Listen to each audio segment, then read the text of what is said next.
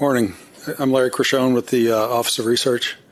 I just had a couple of comments on what was discussion on the telework and then a question about partnership. Commissioner Caputo, you talked about data. I've been the author of 2 union surveys recently. One of them was on telework, one was on space design. I'm more than willing to meet with you or whoever else wants to talk about data, because the union does have data. It's kind of unfortunate that we don't see a lot of it from the agency, but the union does have data on both space and telework. One other comment on telework is what a lot of us would like to see is the first line supervisor being given a lot more leeway on deciding if their staff can telework. We don't like arbitrariness, and you talk about fairness, and one thing to be fair is no one teleworks. We obviously don't want to see that. Fairness is important, but we would like to see. We understand that everyone's job is different, everyone's ability is different, and we'd like to see the more input from the handcuffs removed from the first line supervisors when it comes to liberalizing telework, if they feel that their employee could do it. The question I have is on partnership.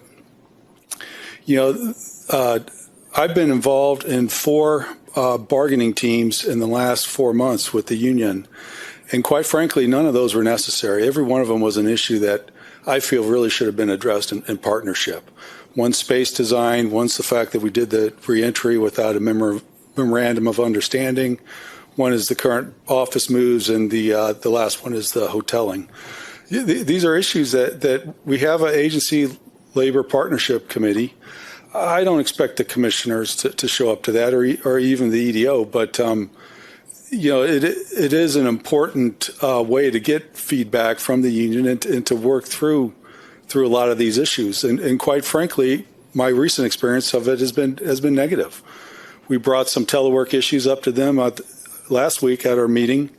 The specific concern is that a lot of employees have what we call a dual pay period telework schedule, where I live in Illinois, some live in Tennessee, some live in San Diego.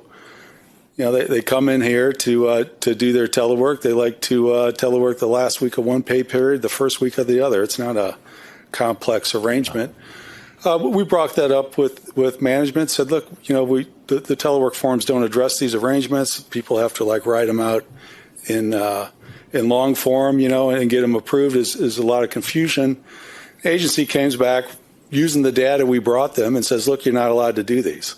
So, via an email from Labor Relations sent out on a Friday, they're nullifying 40 people's telework agreements. That's not the way to partner.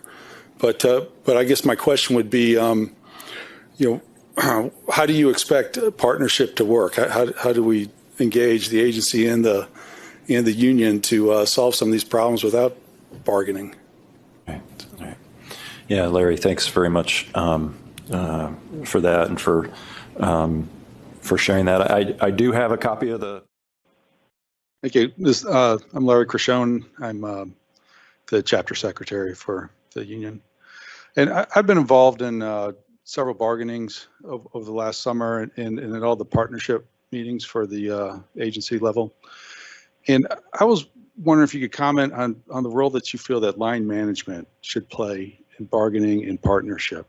I think what's been frustrating to us is, we deal with what I consider support organizations, admin, OCHICO, and I don't want to minimize their importance, all right, but the agency is the people who do the technical work, and the support organizations traditionally support them by providing us the space design we need, providing us the policy, the telework policy we need. And instead, we find ourselves arguing with OCHICO wanting to provide a policy that's easy for them to implement, and admin wanting to provide a space design that's easy for them. They just want to repeat the 6th floor, which was already designed on the 11th and 13th. And I think the big frustration on my part is line management isn't involved in this at all. I mean, your people want you to fix the telework policy. They want you to get them a space design that's usable. and we're dealing with these support organizations who have their own little little reasons for what they're bargaining to, and they have nothing to do with supporting us, the technical staff. I'll just take your comment on that. Cordelia. Okay, Larry? Yeah, thank you. Scott talked about the resident inspectors, that there's an arbitrary 8 hours that they're allowed to do a pay period. I just want you to know, we have had resident inspectors complain to us about that. We're looking into how from the union side to best address that. Me and Cheryl are going to Region 1 on Thursday. That's one of the items we're going to talk about. But the feedback we're getting from the ones who've reached out to us is obviously, to be a resident, you have to show up at times. But there's a lot of their job that quite frankly can be done from home. Writing those inspection reports. A lot of things can be done, and I'm not involved with recruiting resident inspectors, but I've been told that there are retention and recruitment issues in the resident inspector rank. So I would really encourage the agency to not make things worse in terms of recruitment and retention. And Dan mentioned that 55% of the federal workforce worked through the pandemic. We had people at the NRC, obviously, who had to come in during the pandemic. Yep. One thing that's been frustrating from the union side is we've been trying to push that when there's a mask mandate, we really should do blanket telework for people who have the portable work. And that's not just in recognition of people who don't want to sit at their desks wearing a mask all day. That's really in recognition of, masks are proven to be effective, but what's even more effective is telework.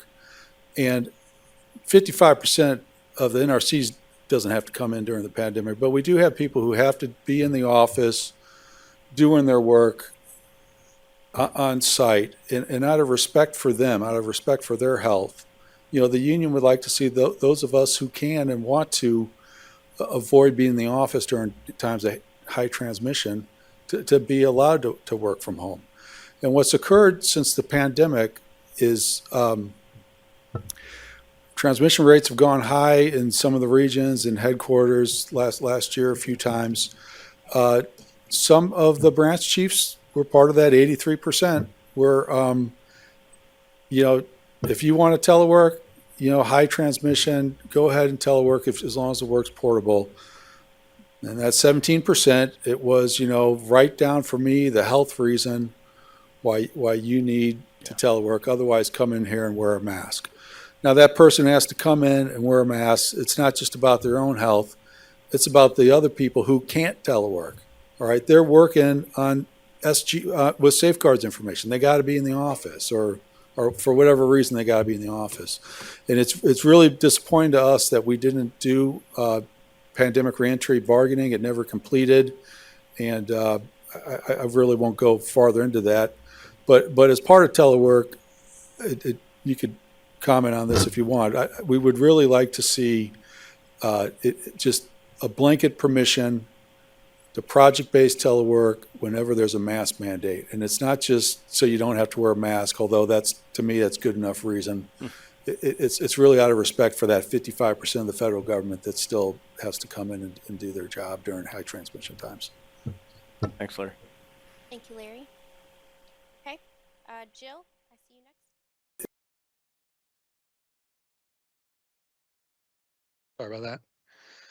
Yeah, so COVID season is coming. And in 2021, the union and the agency did reentry bargaining. It was mandated. We didn't reach an agreement. All right, we re-entered without an agreement.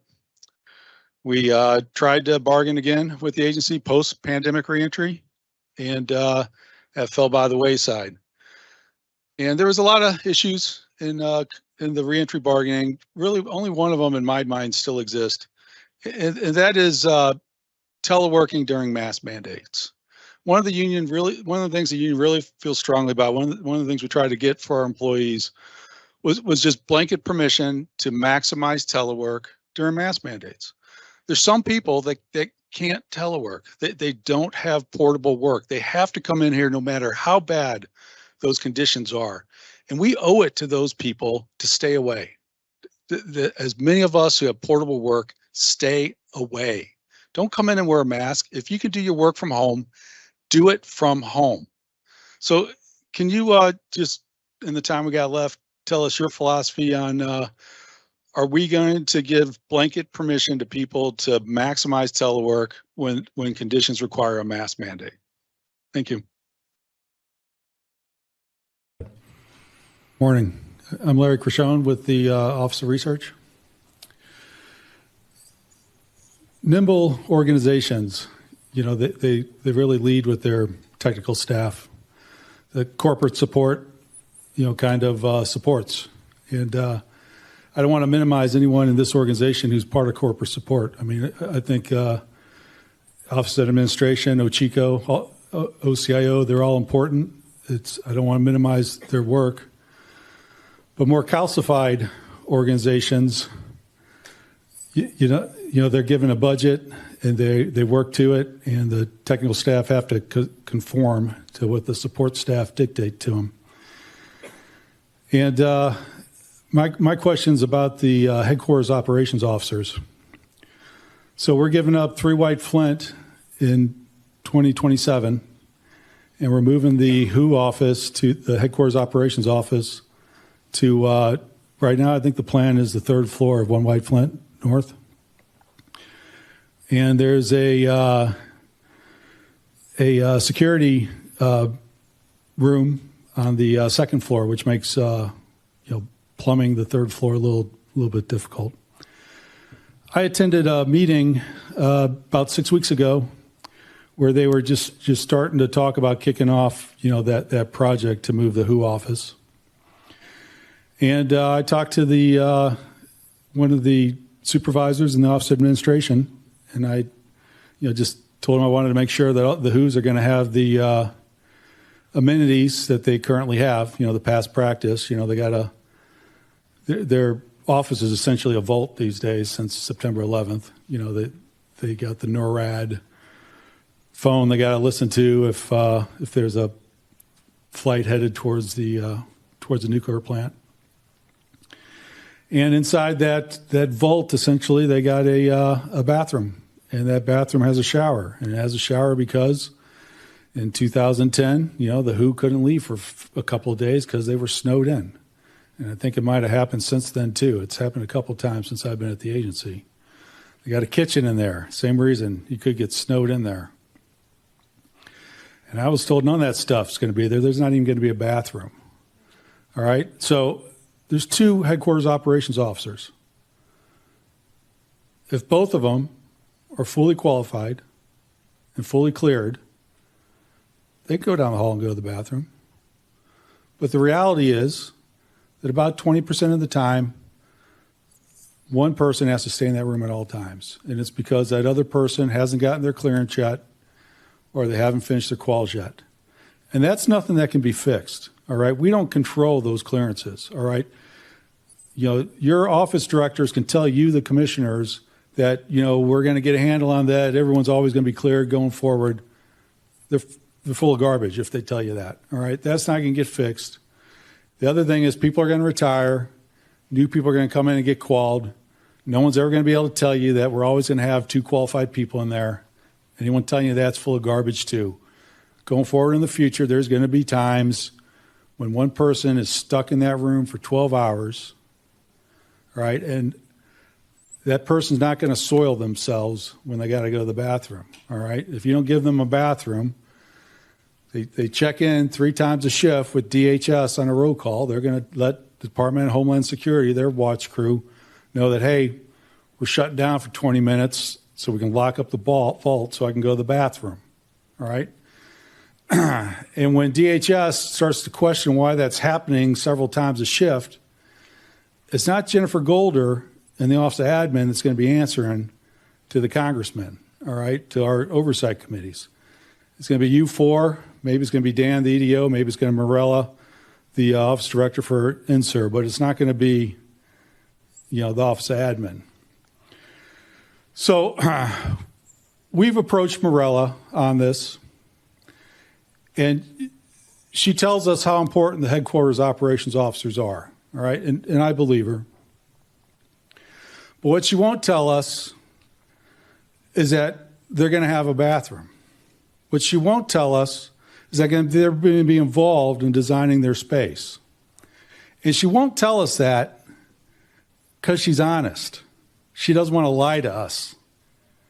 But I think it's messed up that the ultimate decision isn't with Morella, isn't with INSER. It's going to be like she knows. It's going to be with admin. And you know, you can't go writing a blank check to the resident inspectors, to the headquarters operations officers, to research and RR. I understand that. You got to put a budget in there. But it really should be the technical staff, once you give them that budget, deciding what they need. They ought to be running the show for their spaces. They ought to be running the show for their telework program. If the first line supervisor and the technical staff can figure it out, they ought to run the show. The who's know what they need in their office. They need to be allowed to run that show. Yes, they got to work within a budget that might get dictated by admin, but admin shouldn't be telling them they're going to be on the third floor where they can't run a bathroom. And I just want to just take your comments and if you have any advice on what can be done so that Morella can commit to the who's that they're going to have a bathroom in their space, no question about it. I'd appreciate knowing what that is. Thank you. Thanks, Larry. The headquarters operations center move is it's an incredibly complex project under a very tight time frame. And I'm Larry Crishone in the Office of Research. Right now, though, I'm currently doing a rotation in INSER with the who's. And my question, it's kind of about the who's and it's kind of about the ALMTC. At the commission meeting, I think it might have been last week, I asked a question about the move of the headquarters operations center in 2027. And just in way of background, you know, the who's sometimes the headquarters operations officers, sometimes they're there's not two fully qualified people in their space. And so, you know, for 12 hours, you know, there's a who that can't leave that space. All right. They can't leave to go to the bathroom. It's not a problem though, because there's a bathroom in their vault, in their office. All right. And just for those who haven't been to the office, it's essentially, it's a top secret vault. All right. If the other person in there is not cleared, they got to leave when the cleared person's not in the vault. So, and that's just not a normal bathroom. All right. I mean, it's got speakers in it. It's got telephones in it. You don't know when the accident's coming. You might be in a very inconvenient position when it does. And there's a phone in there for you. And the who's typically once or twice a year find themselves using that phone. Okay. That bathroom's pretty important.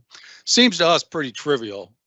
You know, that it would be part of the new floor design, yet no one in management can commit to us that the who's are going to have the same amenities in their new office, including the bathroom, that they currently have. Now, Morella, in response to the the office director for INSER, in response to the question I asked at the commission meeting, you know, she kind of had a emergency branch meeting with us. At that branch meeting, she wasn't committing, you know, that we were going to have those amenities. But we gathered from her that she was going to partner with us in the INSER partnership. Now, that concerns me because I was involved extensively last year in partnering the 11th and the 13th floor design. I didn't like that experience. It has nothing to do with Michael Gartman or Tim Pullian, you know, the people I was bargaining with. It has to do with the fact that Andrew Vail wasn't there. The fact that Ray Firstenow wasn't there. None of the line management, none of the office directors that supervise the people who do the technical work of the agency that have to work on that floor were involved. It was all what's easiest for the Office of Administration. I know that's going to be the same way with the WHO office. I know it. So I guess what my question is, yeah, we'll partner with Morella and Insert. We'll be glad to do that. But really, this has to be an ALMPC, an agency level partnership, because at the end of the day, if Jennifer is going to have final say on what the WHO Office of Amenities has, she needs to be involved in that partnership. All right. So can we commit that at the agency level, at the agency labor management partnership committee level, we will partner to design that office. And the agency has disagreed with me when I've said it, but in my view, when you're bargaining a floor design, that is a failure of partnership. These floor designs, especially that WHO office, those ought to be done in partnership. If we find ourselves bargaining it, we have failed. Thank you.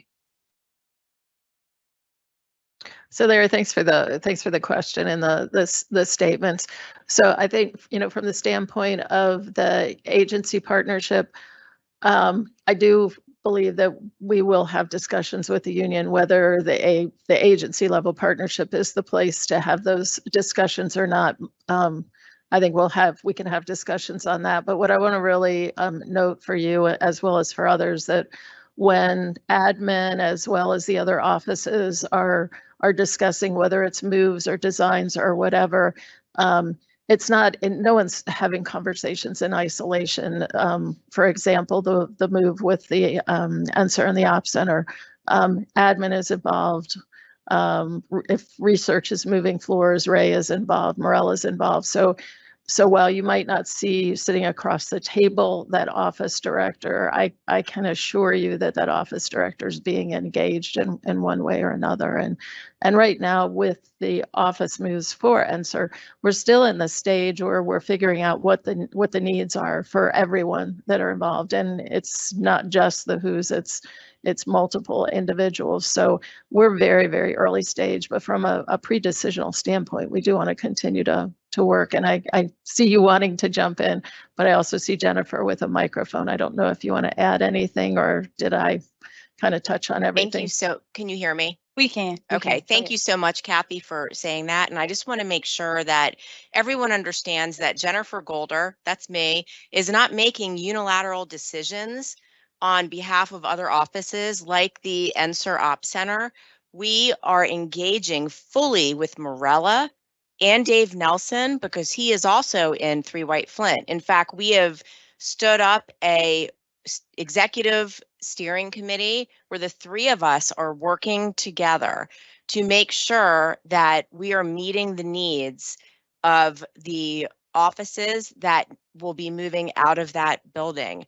We are in the process of conducting a needs or requirements assessment right now. We're still in our early stages, but when that needs assessment is complete, which also included discussions with the employees that are in those spaces, we will have a report, and Morella, Dave, and I will be assessing that report together. So I want to make sure everyone understands that it is not something that I am doing unilaterally at all. There is a partnership with Morella and Dave, and we will be engaging and working with the EDO's office as well as the union.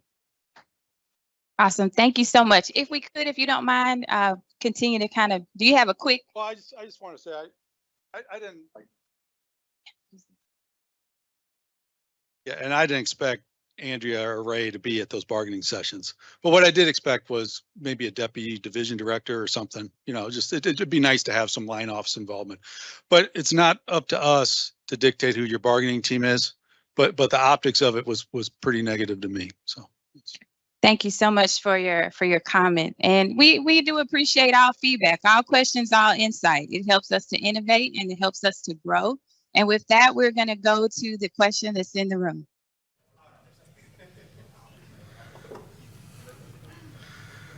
Good morning. I'm Larry Krishon. I'm the secretary for Chapter 208. And we're happy to invite Tom Devine down here to give us a presentation on the Government Accountability Project. I just wanted to say a few words about them.